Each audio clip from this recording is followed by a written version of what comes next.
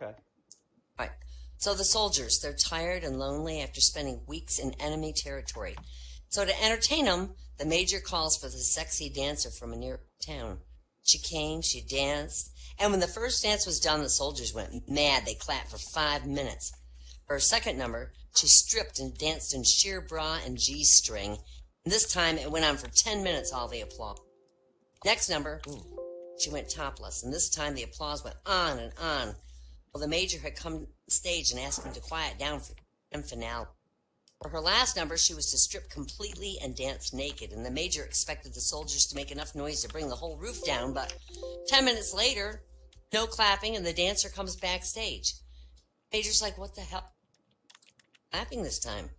She says, smiling wickedly, Major, how do you expect those poor boys to clap with one hand?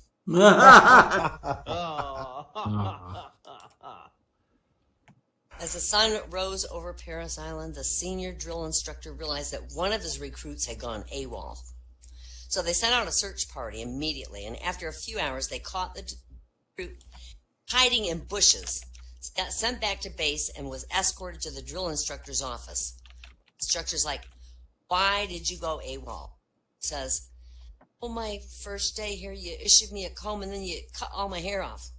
Second day, you gave me a toothbrush, and you sent me to the dentist who pulled all my teeth. The third day, you gave me a jockstrap, and I wasn't about to stick around and find out what that... Oh, sir. Sir! Oh, my gosh.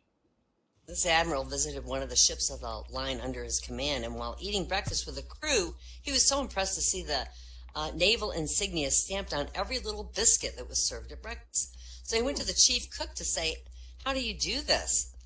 Maybe we could use it on the other ships, you know? And the chief says, well, I'd be glad to share that with you. After each biscuit's cut, I just slap it here against my belt buckle, which has the Navy insignia. And the admiral's horrified. He's like, that's very unhygienic. And the chief shrugs and says, well, if that's the way you feel, sir, I suggest you avoid the donuts.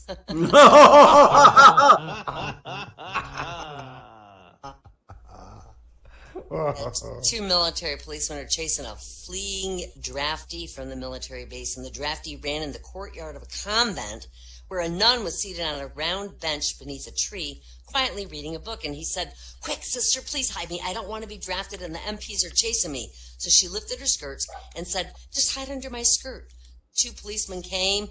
They asked if she'd seen anyone. She said no. After they left, she told the young boy to come. All was okay. It's like, and you got a pretty nice set of legs for a nun. And she said, well, if you reach up a little further, you'll find a set of balls. I'm not going to be drafted either. Oh, my gosh. So the farm boy got drafted, and on his first furlough, his dad asked him what he thought of Army life.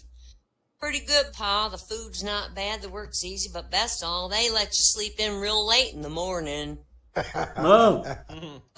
Yeah. Oh, them Yankees, they don't get They're up that. at 3, Yeah, they don't get that one. This teacher's trying to teach good manners, and she asked her students this question. Michael, if you were on a date having dinner with a nice young lady, how would you tell her that you have to go to the bathroom? Michael said, just a minute, honey, I got to go pee. And the teacher said, that would be very rude and impolite. What about you, Sherman? How would you say it? And Sherman goes, I'm sorry, but I really need to go to the bathroom. I'll be right back. Well, the teacher says that's better, but it's still not very nice to say the word bathroom at the dinner table.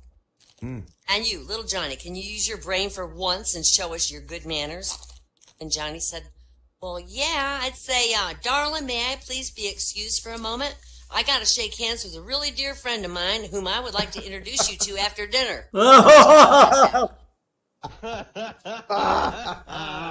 Oh, that's a riot. Yeah. This nurse is going past the old man's room in the nursing home and heard him crying. What's the matter? She said. And he goes, my Peter died. She told him she was real busy. She'd come back later. Well, she forgot about him. She went home, and the next day she came to work, and she saw him walking down the hall with his Peter hanging out and swinging. And she said, what in the hell are you doing? And he said, Peter died. She said, I know that, but what are you doing with it hanging out? He said, well, we're having the viewing today. Woo. 'Cause Somebody's on fire tonight. Hey, there's Louis J. Hey, Louie! Alright, so this flat-chested woman, it might have been me, she was delighted when her fairy godmother said that her breast would increase inside each time a man said pardon to her. So she walked down the sidewalk and accidentally, kind of purposely, bumped into a man, and he said pardon me, and her boobs instantly grew an inch, and she was ecstatic. So the next day she bumped in a man in the grocery store, and he begged her pardon, and another inch was added, and she was in seventh heaven. Then she walked in a Chinese restaurant and collided with a waiter who bowed and said, 1,000 pardons for my clumsy behavior. Mm. The next day, the headline of the local paper says, Chinese waiter crushed to death.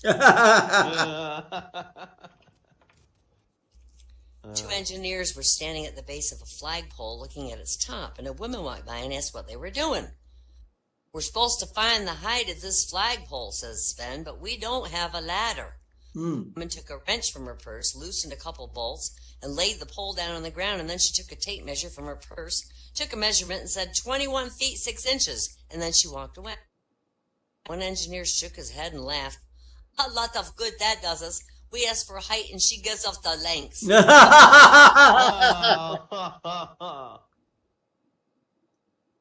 When Albert Einstein was making the rounds of the speaker's circuit, he usually found himself eagerly longing to get back to his lab work. Well, one night, while they're driving to yet another rubber chicken dinner, Einstein mentioned to his chauffeur, who was a guy who looked a lot like Einstein in manners and looks a lot. He said he was tired of speech making. Well, I have an idea, boss, the chauffeur says. I've heard you give a speech, so I've heard this speech so many times I could probably give it for you. And Einstein laughed and said, well, why not? Let's do it. So they get to the dinner, and Einstein donned the chauffeur's cap and jacket and sat in the back room.